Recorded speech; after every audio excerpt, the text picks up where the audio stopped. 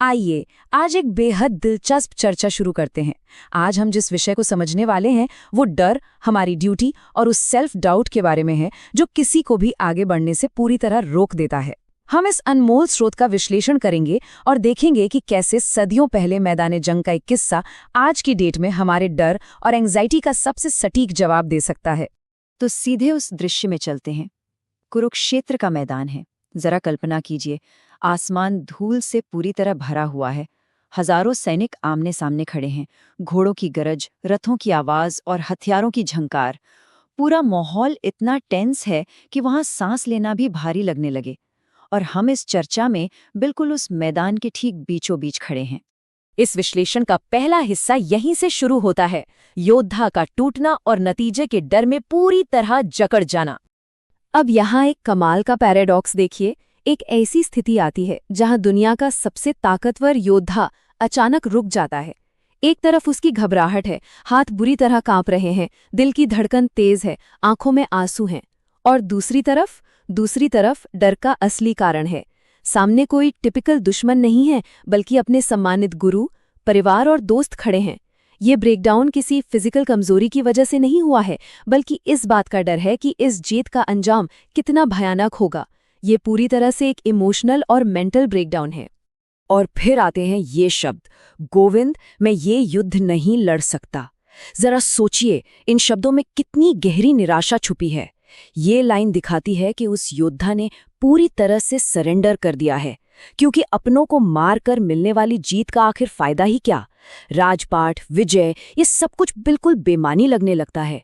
और इस डिस्पेयर में आकर उसने अपने हथियार जमीन पर डाल दिए। सोचिए, एक महान योद्धा बस एक पल में अंदर से पूरी तरह टूट चुका है। तो आइए अब इसके दूसरे हिस्से की तरफ बढ़ते हैं। इस डर की असली जड़ आखिर है क्या, इसका एक छोटा सा साइकोलॉजिकल डायग्नोसिस करते हैं। जब किसी का दिमाग इस तरह घबराहट में हो तो क्या किया जाए? यहाँ इन दोनों हालतों में फर्क बिल्कुल साफ दिखता है। एक तरफ अर्जुन की ऐसी स्थिति है जहाँ दिमाग में लगातार सिर्फ सवाल चल रहे हैं, अगर मैं हार गया तो, लोग क्या कहेंगे, सब बर्बाद हो गया तो।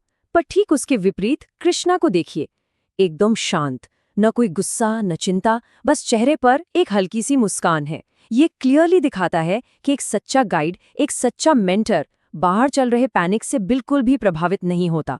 वो मानसिक ठहराव बनाए रखता है ताकि इस डर की जड़ पर फोकस कर सके। और फिर उनका ये कहना कि अर्जुन, तुम युद्ध से नहीं अपने मन से हार रहे हो, ये लाइन लिटरली एक परफेक्ट डायग्नोसिस है। असली लड़ाई बाहर मैदान में किसी हथियार से लड़ी ही नहीं जा रही थी। हथियार उठाने से बहुत पहले ही लड़ाई दिमाग के अंदर शुरू हो चुकी थी और वही हारी जा रही थी। किसी भी विशाल चुनौती में यही होता है। सामने वाले विरोधी से ज्यादा हमारे अंदर का डर ही हमें पहले कमजोर कर देता है। इस मानसिक उलझन से निकलने का रास्ता हमारे तीसरे हिस्से में है, नतीजे से ऊपर अपने कर्म को रखना। यही वो सॉल्यूशन फ्रेमवर्क है। यहाँ हमें इन दो शब्दों की गहराई को आसानी से समझना होगा। पहला है कर्म, यानी सच्ची और ईमानदारी से की गई मेहनत, और दूसरा है फल, यानी उसका आखिरी नतीजा या रिजल्ट। अब ध्यान दीजिएगा, सबसे गहरी बात ये निकल कर आती है कि हमारे अंदर पैदा होने वाले हर डर का रूट कॉज इस फल को लेकर, इस रिजल्ट को लेकर हमारा ऑब्सेशन होता है। जब पूरा फोकस उस चीज पर होगा जो कंट्रोल में है ही नहीं, तो डर तो आएगा ही ना। असली जरूरत है उस कर्म पर ध्यान लगाने की जो 100% हमारे हाथ में है। क्योंकि जब दिमाग लगातार यही सोचता रहेगा कि आगे क्या गलत हो सकता है, तो इसका क्या रिजल्ट होगा, सीधा असर आत्मविश्वास पर पड़ेगा। नतीजे का डर हमारे कॉन्फिडेंस को तोड़कर रख देता है। ये डर उस अंदर की ताकत को निचोड़ लेता है जो एक्चुअली हमें परफॉर्म करने के लिए चाहिए।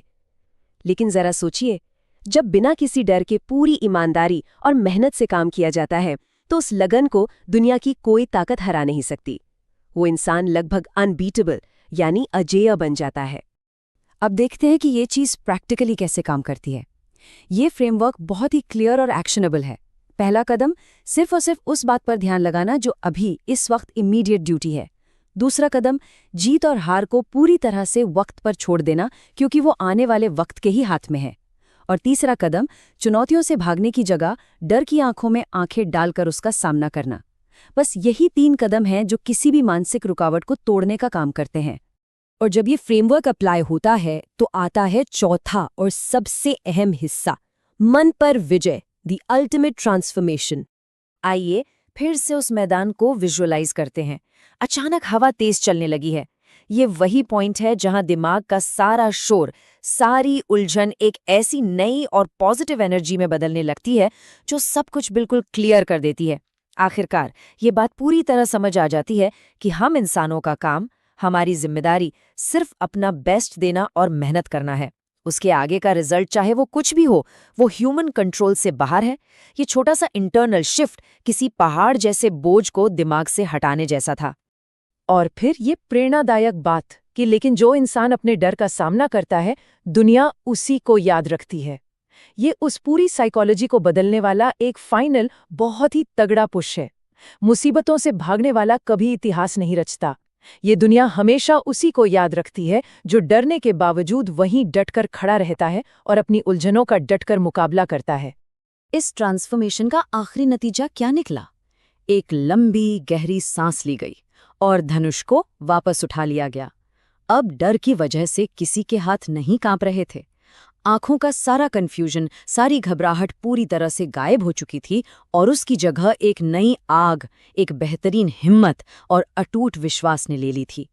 ये क्लाइमैक्स प्रैक्टिकली साबित करता है कि डर को जड़ से उखाड़ने का सिर्फ एक ही तरीका है, और वो है सच्चा और ईमानदार कर्म करना।